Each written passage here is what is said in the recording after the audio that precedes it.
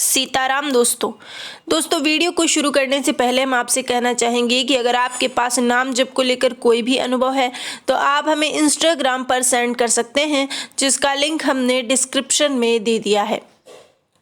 कहते हैं कि जिस तरह भक्त अपने भगवान का चरित्र सुनकर प्रसन्न होता है, उसी तरह भगवान भी अपने भक्तों के चरित्र सुनकर प्रसन्न होते हैं। और भारत में तो कई ऐसे संत हुए हैं जिन्होंने भगवान को साक्षात प्रकट किया है, और उन्हीं संतों में से एक संत हुए हैं संत नामदेव जी, जो कि महाराष्ट्र के प्रसिद्ध संत हुए हैं। उनकी भक्ति से कई बार भगवान ने प्रसन्न होकर उन्हें साक्षात दर्शन दिए हैं। संत नामदेव जी बचपन से ही भगवान की मूर्तियों के साथ बात किया करते थे। उन्हें लगता था कि ये केवल मूर्ति नहीं है, ये साक्षात भगवान है। और जब भाव इतना सच्चा होता है तो भगवान को तो प्रकट होना ही होता है। एक बार की बात है, एक सेठ ने अपना वैभव प्रदर्शन करने के लिए सोने का दान निश्चय करने की सोची। उसने कई लोगों को स्वर्ण दान किया और कहा कि क्या अब भी कोई ऐसा है जिसे मैं स्वर्ण दान नहीं कर पाया हूँ। तब लोगों ने कहा कि हाँ, संत नामदेव जी ऐसे हैं जिन्हें आपने स्वर्ण दान नहीं किया है। तब सेठ जी ने संत नामदेव जी के घर पे बुलावा भेजा। संत नामदेव जी ने मना कर दिया कि मुझे कुछ नहीं चाहिए, लेकिन सेठ जी फिर से संत नामदेव जी के पास पहुंचे और कहा कि आप हमें ये सौभाग्य प्रदान कीजिए कि हम आपको कुछ दे पाएं। संत नामदेव जी ने कहा कि ठीक है, तुम्हें अगर देना ही है तो तुम एक तुलसी के पत्ते पर राम नाम लिखकर उसके बराबर का स्वर्ण मुझे दान दे दो।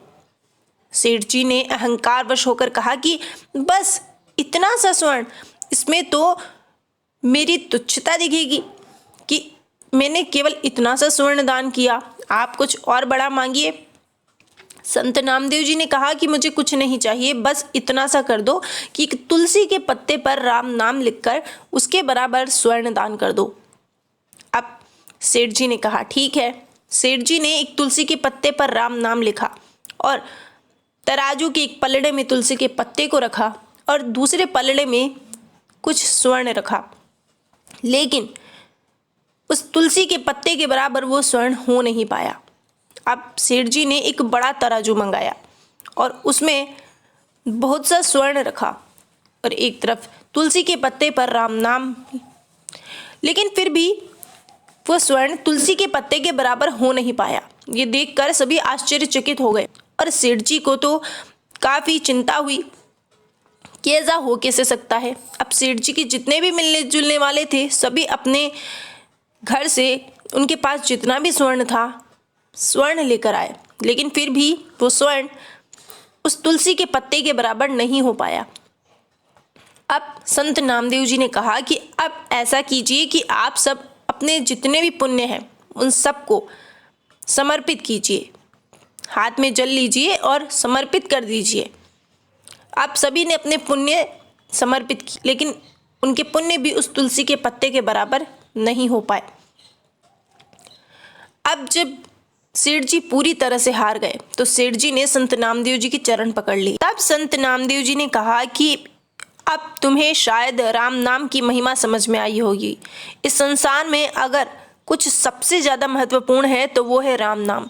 राम नाम एक ऐसी पूंजी है जिसकी बराबरी और कोई पूंजी कर नहीं सकती, चाहे कितना ही स्वर्ण लेकर क्यों ना आ जाओ, लेकिन यहाँ पर कुछ भी राम नाम की बराबरी कर ही नहीं सकता, क्योंकि सबसे बड़ी पूंजी तो यहाँ पर राम नाम है। और तुम्हारा भी कल्याण तभी होगा जब तुम राम नाम को अपने जीवन में अपनाओगे और राम नाम का जप करोगे। ये बात सेठ जी को समझ में आ गई। इतना ही नहीं, संत नामदेव जी ने अपने जीवन में कई चमत्कार किए। एक बार संत नामदेव जी भक्तों के साथ हरि नाम का संकीर्तन कर रहे थे। रात हो चुकी थी और सभी भक्तों को प्यास लगी थी, लेकिन यमुना के तट पर जाने की किसी की हिम्मत नहीं थी, क्योंकि सबका ये मानना था कि वहाँ पर एक भयानक प्रेत रहता है और रात्रि में वहाँ पर कोई जा नहीं सकता। लेकिन संत नामदेव जी की तो प्रतिज्ञा थी कि मैं जल थल अग्नि हर जगह अपने प्रभु को देखूंगा, और वे निर्भय होकर यमुना जी में जल लेने जाते हैं। और वहीं पर प्रकट हो जाता है एक भयानक प्रेत, जिसे देखकर रूह कांप जाए। लेकिन संत नामदेव जी उसे देखकर बिल्कुल भी नहीं डरते। वे उस प्रेत से कहते हैं कि प्रभु आज इतना भयंकर रूप धारण किया है। तब उस प्रेत में भी भगवान प्रकट हो जाते हैं और प्रभु उन्हें दर्शन देकर कहते हैं कि तुमने इस रूप में भी मुझे पहचान लिया। तब संत नामदेव जी कहते हैं कि मैं तो हर जगह आपको देखता हूँ, आपके सिवा इस संसार में और हो ही कौन सकता है। संत नामदेव जी हर जगह प्रभु के दर्शन किया करते थे। एक बार संत नामदेव जी एक मंदिर में दर्शन करने के लिए जा रहे थे। तब उन्हें यह भय हुआ कि मैं अगर जूतों को बाहर खोलूंगा तो बार बार मेरा ध्यान इन जूतों पर जाएगा कि कहीं इन जूतों को कोई चुरा कर न ले जाए। तब उन्होंने जूतों को अपने हाथों में छुपा लिया और मंदिर में जाकर भगवान का ध्यान करने लगे। लेकिन जब वहाँ के लोगों ने ये देखा तो संत नामदेव जी बहुत क्रोध किया और उन्हें मंदिर से उठाकर बाहर का रास्ता दिखा दिया। संत नामदेव जी ने सोचा कि प्रभु ये भी ठीक है, अब मैं मंदिर के पीछे जाकर आपका ध्यान करूंगा। और वे मंदिर के पीछे जाकर भगवान का ध्यान करने लगे। लेकिन आश्चर्य तो तब हुआ जब वो मंदिर का जो द्वार था वो संत नामदेव जी की तरफ घूम गया, अर्थात पूरा मंदिर घूमकर संत नामदेव जी की तरफ हो गया। जो मंदिर का प्रवेश द्वार था वो द्वार अब संत नामदेव जी की तरफ घूम चुका था। और ये देखकर वहाँ के सभी लोग आश्चर्यचकित हो चुके थे और सभी संत नामदेव जी के चरणों में पड़ गए, क्योंकि असली ध्यान तो संत नामदेव जी कर रहे थे भगवान का। और जहाँ भगवान का सच्चे मन से ध्यान किया जाता है वहीं भगवान होते हैं। कई बार भगवान ने संत नामदेव जी को दर्शन दिए और उन्हें बार बार ये एहसास कराया कि तुम जो सोचते हो कि इस दुनिया में मेरे सिवा कुछ नहीं है, वो बात असत्य है। दोस्तों, जब नाम जप करते हुए सच्चे मन से भगवान का ध्यान किया जाता है तो भगवान भी भक्त की पुकार को सुनते हैं।